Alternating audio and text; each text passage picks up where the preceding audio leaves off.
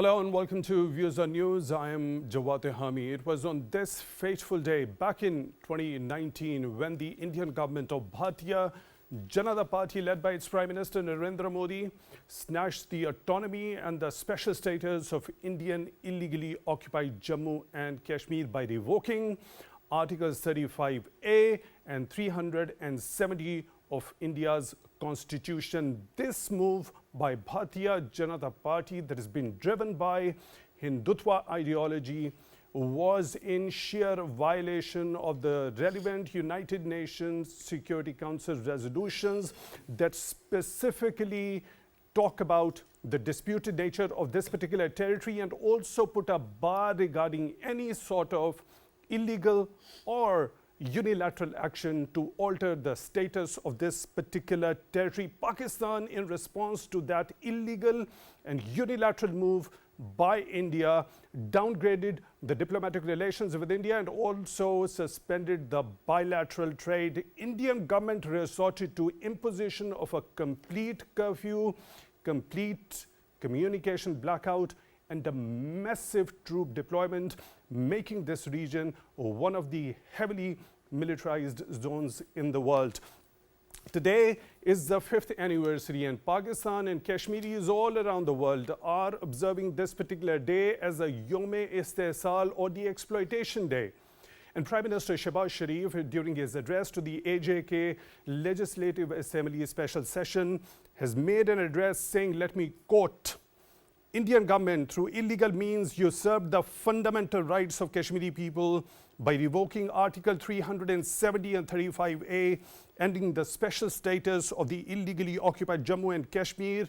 Pakistan will continue to extend strong diplomatic, moral and political support to the Kashmir cause," unquote. The Prime Minister at the same time has called on New Delhi to move from the dispute denial to dispute resolution for lasting peace in South Asia.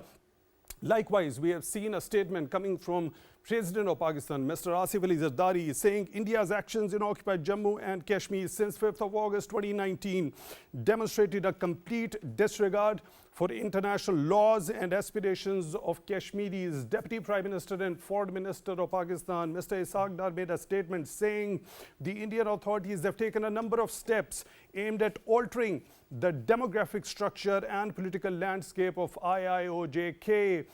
Also, we have seen an important statement coming from Inter-Services Public Relations saying we unequivocally support their legitimate and protracted struggle for the inalienable right to self-determination. Also, DGISPR, Lieutenant General Ahmed Sharif, in a very important presser, has said, let me quote him, "The inhuman lockdown, illegal Indian actions to change the demographic structure of the occupied Jammu and Kashmir, as well as grave human rights violations are an open transgression of international laws and a threat to regional peace."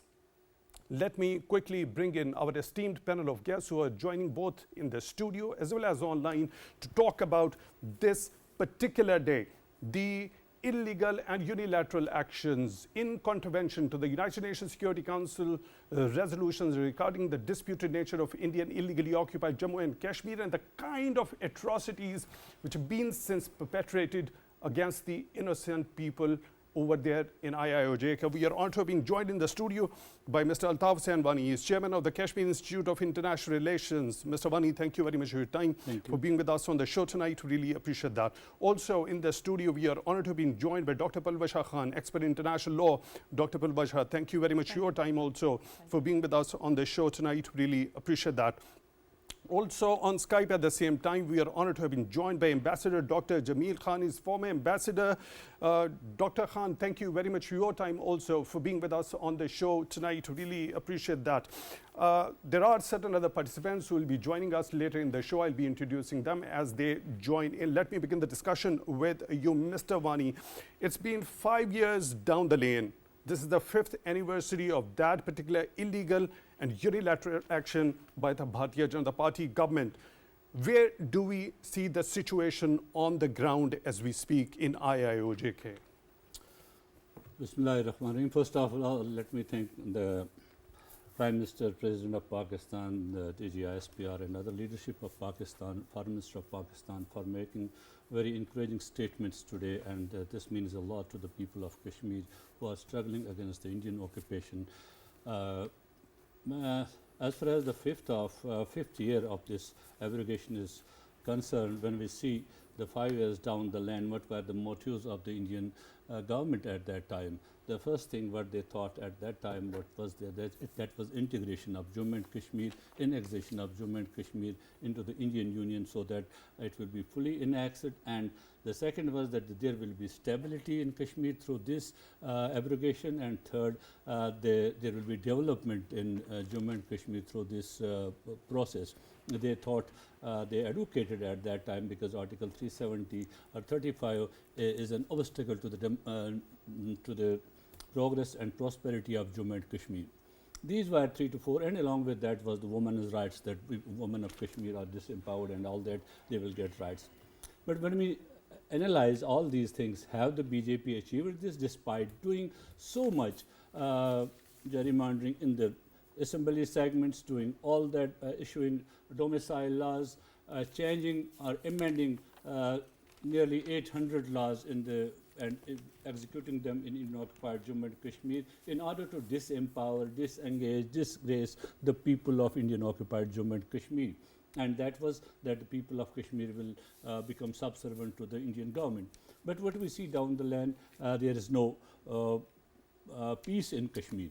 At the end of the day, India over the period of time in these 5 years did not remove a soldier from the Kashmir. If there was a peace, there was normalcy, they could have removed the forces from Kashmir.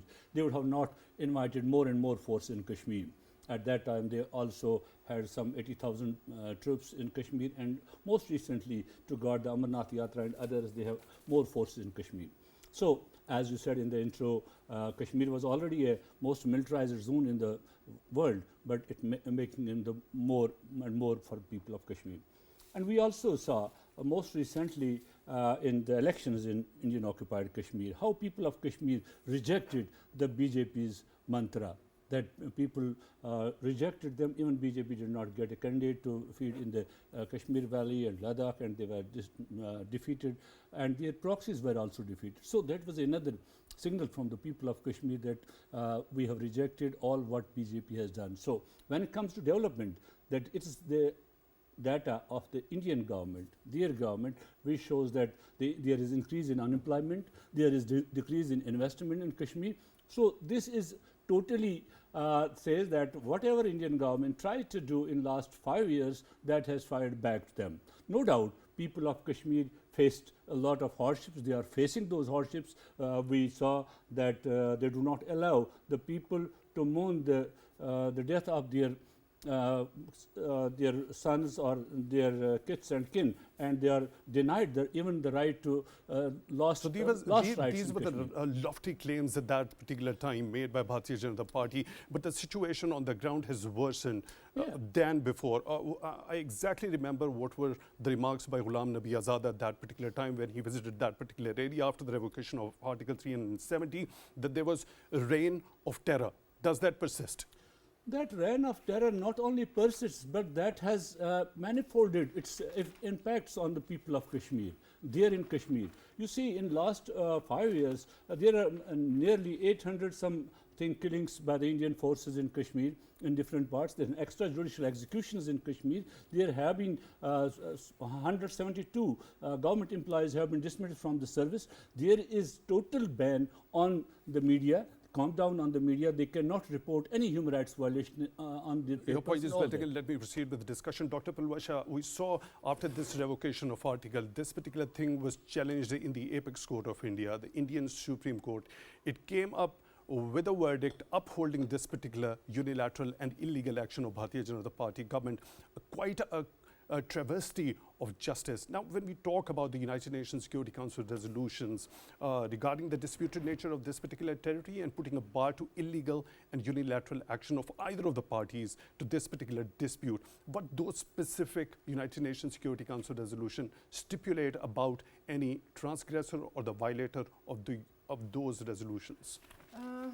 Thank you for inviting me and talking about stalemate sort of a situation, which if I put it in short, if you see start from the 2019, before the elections of the Bharatiya Janata Party, one of the main hallmark of their thing was that due to the weakening of the groups, the political groups in the Kashmir area, in the occupied Jammu and Kashmir, the elections, there was a shift, there was a tilt in what we call the tectonic plates of that particular point in time, which was taken to the advantage of the Modi government, and they brought about the revocation in the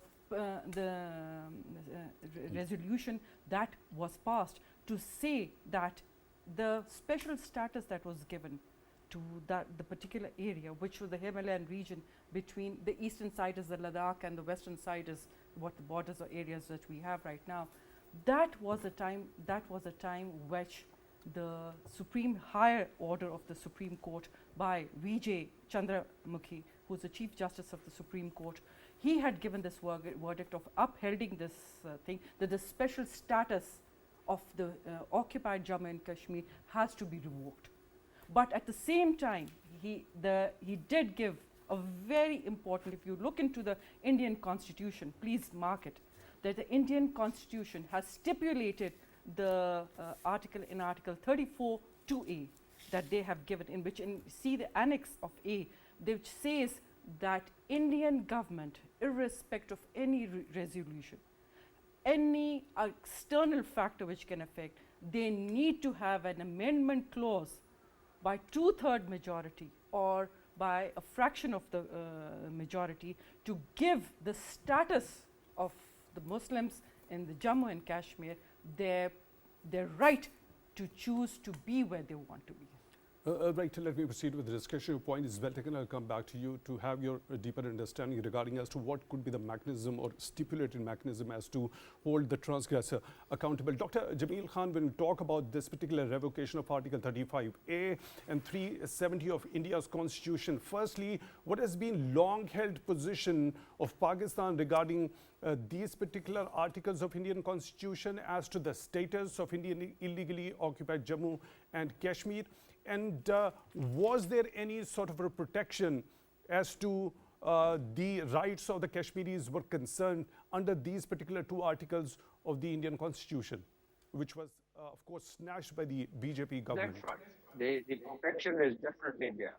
And that protection is enunciated in the very first instrument, and that is the instrument of accession, signed between, although we debated under what conditions it was signed between Hussain, the Maharaja of that time, and India on the 26th of October 1947. So it's the story starts from there basically.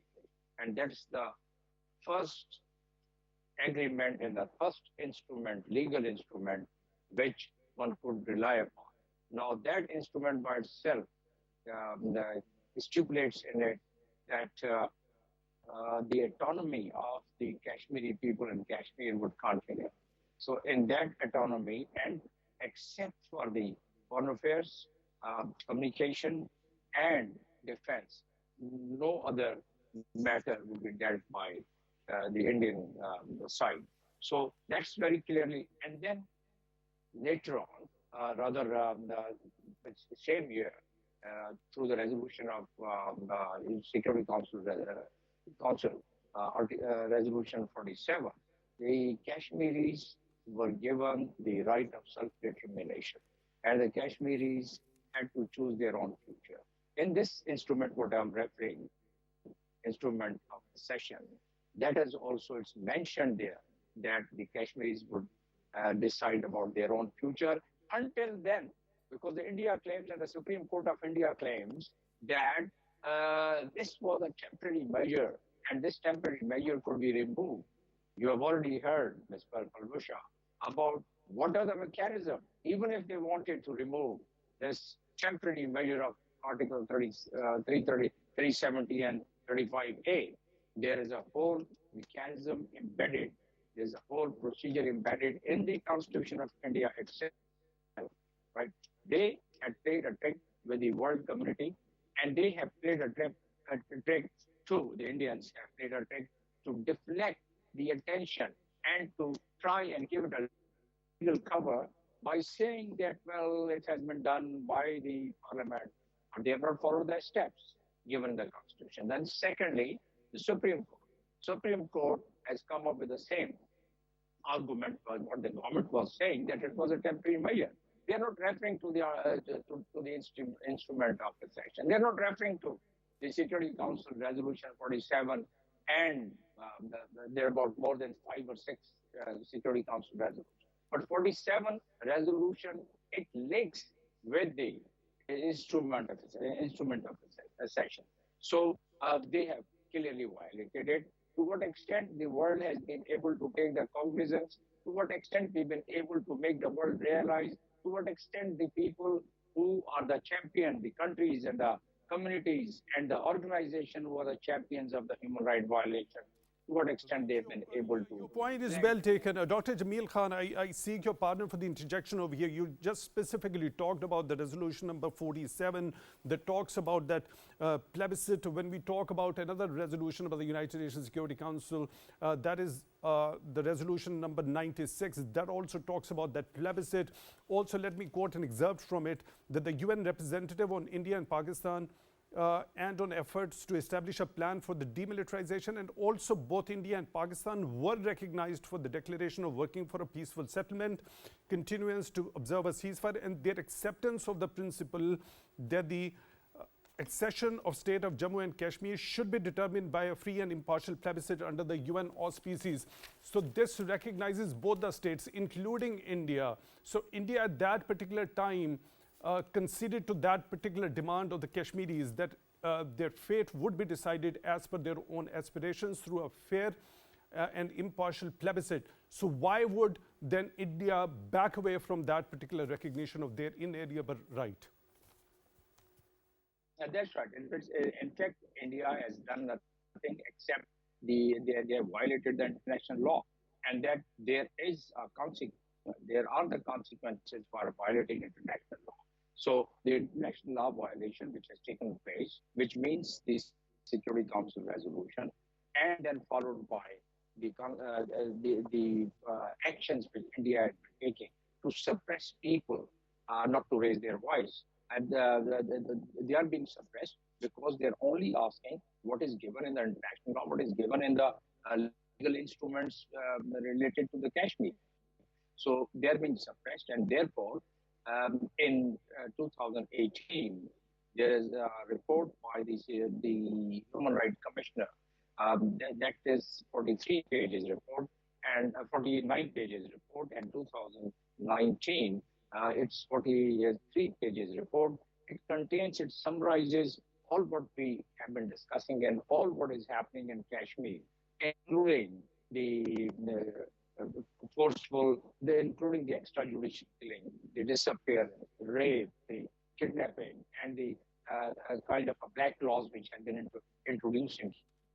So everything is contained in that very 43 pages and 49 pages report by the commissioner. And the commissioner of the human rights, once he presented that report, he was having tears in his eyes. So that is a main document which could be relied upon to invoke the other forums, legal forums. And what are those legal forums? That moving the matter to the General Assembly, getting a resolution passed, getting it referred to the Security Council, and then getting it referred to the war crime, the International Criminal Court. So this probably link which was to be made, India is trying through all his efforts and through all his alignments with big powers, and because of the geopolitical landscape what is existing for the last so many years, India has been able to deflect this, and been able to. Dr. Jamil Khan, former ambassador, joining us on Skype. Thank you very much for taking time out for Views on News tonight. We really appreciate that. Mr. Wani, now when we talk about these particular resolutions, then this particular issue was taken to the United Nations by the then Indian Prime Minister Jawaharlal Nehru. Now, there has been a statement that was made by Home Minister Amit Shah regarding as to that was a blunder that was committed by Nehru at that particular time. Does that show that these leaders of Bharatiya Janata Party who have been so driven by Hindutva ideology have sheer disregard for their forefathers also? You see, their forefathers, we talk of Jawaharlal Nehru, he was also driven by the same ideology when it comes to Kashmir. Because he was the one, if he had not gone to United Nations, if he had not at that time sent the troops to Kashmir to occupy the territory, then the people of Kashmir had liberated their land. The Maharaja was on run. It was that because Jawaharlal Nehru or any other Indian rulers, be that now the current rulers, they look Kashmir at a different lens. That is the religious lens. They look at Kashmir through religious lens. They think that Kashmir is a Hindu place and it should be part of India. And at different times they took that is a Muslim dominated state and it adds to the India's secular color at different places. But actually their manifest was in that this Kashmir is a Hindu land and it should belong. Now we see that after abrogation of Article 370, 35A, how they are creating new spaces of pilgrimage in India, in Indian occupied Jammu and Kashmir, different places, in order to get more and more people there. This is that the Hindutva driven ideology today is very evident, it is open. But in Congress period, I will say also, it was rather in a sugar-coated way, as Pandit Jawaharlal Nehru himself said in 65 or something, that this Article 370 is almost gone. It is now, we have amended too much and it is no more there. So they were on it. They were to abrogate it. But the BJP took the lead to abrogate it because they thought that it will add to their vote bank in India. It will add to their ideology and to have more and more their influence in Indian occupied Jammu and Kashmir as well as to the Indian states, northern Indian states and also in the southern states, that we are the people who have annexed Kashmir, fully integrated Kashmir into the Indian Union. Right, let me bring in another participant. We are honored to have been joined on Sky by Lieutenant General retired Raza Muhammad Khan. He's senior analyst and former president of the National Defence University. General Khan, thank you very much for your time, for being with us on the show to discuss such an important topic. When we talk about that very particular day back in 2019, we saw a heavy and a massive troop deployment over there. Around over 1 million troops are deployed over there at IIOJK to suppress that rightful freedom struggle of the Kashmiris. What does that actually depict? It has already made that territory one of the highly militarized zones in the world, making it one of the biggest open-air prisons with so much atrocities being perpetrated over there by the Indian troops with such an impunity. Earlier, Mr. Wani was of the view there was a lofty claim by the Indian government at that time made to improve the security. That's why they were going for the revocation of Article 370. What do we see now at the moment? If there was the intention of improving the security at the very first place, what's the point of deploying 1 million troops over there? Okay, Bismillah ar-Rahman ar-Rahim. Can you hear me? Please go ahead, loud and clear, sir. Okay, so very briefly, let's go to the chronology of the events, from 2019 till very recent. If you recall, in February 2019, the Modi government launched that false flag operation in Palwashah to get a political advantage and to use or misuse the Kashmir card. And I think that was successful for them eventually because they won the elections which were then scheduled in April of the same year. And then soon after that, the revocation of Article 370 was undertaken illegally by the Indian Parliament, but it was never taken very seriously by the Indian courts, who should have taken suo moto notices of that. They did not. Once it was challenged, then they left it like that. They did not consider it till December 2023, which is again just a few months before the Indian elections in April 2024. And in December, the decision was given in Modi's favor, again to give a massive political advantage to Modi's government. And that was one of the reasons General why. Khan, I seek your pardon for the interjection, but unfortunately it didn't turn out that way. It didn't actually lead to give that sort of a political advantage for which it was intended, that particular apex court's decision. Am I correct in I this? agree, but that's a separate thing. I'm saying that the Kashmir card has been repeatedly used by the Modi government for political advantage, and it used it then, and it was with the connivance of the Supreme Court, in addition to other despicable acts like the demolition of the Babri Mosque. It was used again and again, and the entire piece of subcontinent and South Asia was endangered again and again. So this is what the world and the people of India need to understand what Modi is doing and whether it is good or bad for the country. Secondly, again, what the Indian people need to know is you made a mention of Kashmir being the biggest open air jail and for the last, I think, more than 70 years. India is constantly spending $75 billion on defense, and 75% of that is being used in Kashmir to retain it illegally. That cost after the abolition of Article 370 has substantially increased because it started the standoff with China in 2020 because of Ladakh. And I believe that that security cost has now increased at least by 10 to 15%. And the Indians had to, in an emergency situation, shift at least two divisions of forces to Ladakh. And that force was actually lifted up from Srinagar and the surrounding area, because of which now insecurity has increased there. So, actually, practically speaking, India and Kashmir are now more insecure than what they were in the past.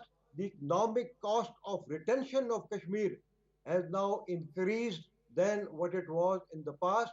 The Indian animosity with China has increased, because of which its relations, even its trade and economic relation with China, have soared. And that is again neither good for India nor the poor people of India, 50% of whom are living below the poverty line. And the Indian, Human Development Index, out of 184 countries of the world, it stands at 129th position. Indian, has also lost face internationally. Its reputation as the so-called biggest democracy of the world has been severely tarnished because it has refused, to act on United Nations Security Council resolutions. It is accused of massive human rights violations in Kashmir and rest of the Perpetrated by Indian regime and its troops in IIOJK. Lieutenant General retired Raza Muhammad Khan, senior analyst, joining us on the on Skype. Thank you very much for being with us on the show tonight. Really appreciate that. Dr. Palwashah, the sheer disregard of international laws, international norms, the United Nations Security Council resolutions. There was a bilateral agreement between Pakistan and India regarding as to the confidence building measures. The similar agreement that also clearly stipulates and puts a bar regarding any unilateral action by any of the parties regarding when it comes to the Kashmir dispute. Now, when there is so much disregard of international law, the bilateral agreements, as well as the United Nations Security Council resolutions, is there any mechanism in the UN Charter that stipulates of holding the violator accountable? Jawad, you, as the General has highlighted and stipulated the entire resolutions from whatever has been passed on prior, like if you look into it, it started off from 1945 to then the second basic one was in 1947, and then we had another one in 1948. The 1948 one United Nations resolution of the Security Council, you check, has been the major landmark. You look into their sections, because if you stipulated amongst the stipulated articles, you see there's Article 37, there's Article 38, 39, 47, and 51.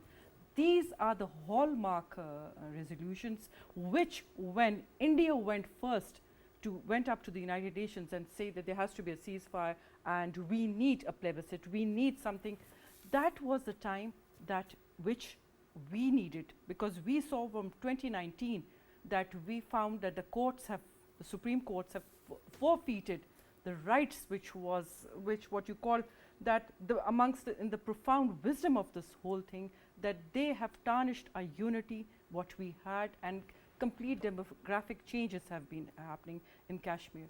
What mechanism we need to have is, we need to have the Indian Constitution, the Indian Supreme Hierarchy, to look into their Constitution, to look into their Charter of Amendments.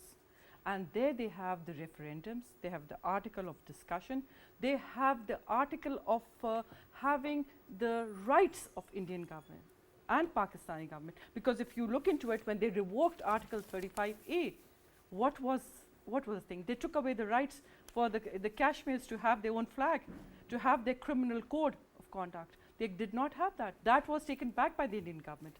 So we need a plebiscite between the two governments. We need the United Nations to have, not to look back onto the previous resolution, whether we went to the Vienna agreements, whether we go into the similar agreements, whether we go into any conventions. We need a plebiscite on the two borders. Right, your point is well taken. For now, we are joined by Mr. Jauhar Saleem. He is currently serving as President of Institute of Regional Studies in Islamabad, and has also previously served as former Foreign Secretary. Mr. Saleem, thank you very much for your time, for being with us on the show tonight. Really appreciate that. Prime Minister Shehbaz Sharif has called on New Delhi today to move from dispute denial to dispute resolution. As per your understanding, as per your experience, when we talk about the powers of the United Nations Security Council, what can it do in order to make one party of a certain dispute to abide by the relevant United Nations Security Council resolutions? And is there any mechanism that can push it or impress upon it to go from dispute denial to dispute resolution? Yeah, within the United Nations framework, of course, United Nations Security Council is the organ which was created for this dispute resolutions and has many mechanisms. But for that, what you need is, perhaps new resolutions, or at least with referring to those resolutions which exist and, which are those resolutions passed over the years starting 1948, whereby India had also agreed to have a plebiscite and give the Kashmiris their right of self-determination. But for that, there needs to be a new discussion within the UNSC. And you would recall that after the 5th August 2019 actions of India, those unilateral illegal actions whereby they revoked Articles 35A and Articles 370. And Article 35A was particularly important because, because that was the only safeguard for the demographics balance, that existed in a disputed territory, which India is now trying to change. And that is in contravention of international law and the UNSC resolutions and the bilateral understandings such as similar agreement as well. And now if this matter, following that, the matter was discussed twice in the United Nations Security Council. And that happened after a gap of almost 50 years, because India had been claiming that this issue was now dead and sort of, it did not need to be discussed anymore. It was not a a multilateral issue at all. I mean, there's just a bilateral matter and which needed to be just talked between the two countries, and the United Nations could not get involved. That was not the position that we had, and by discussing it again in the United Nations Security Council, the UN actually validated our perspective or our point of view that no, the matter was within the ambit of the United Nations Security Council resolutions, and because it was dispute between the two countries where there were certain resolutions existing and which actually gave a path forward a roadmap as to how the dispute should be resolved. So now, if we have to, what needs to be done is that the matter again needs to be discussed there in the United Nations Security Council. Unfortunately, in the last two discussions that were held there, India somehow blocked because of its allies there in the United Nations Security Council, it blocked further progression towards that mechanism, whereby those resolutions should have been enforced.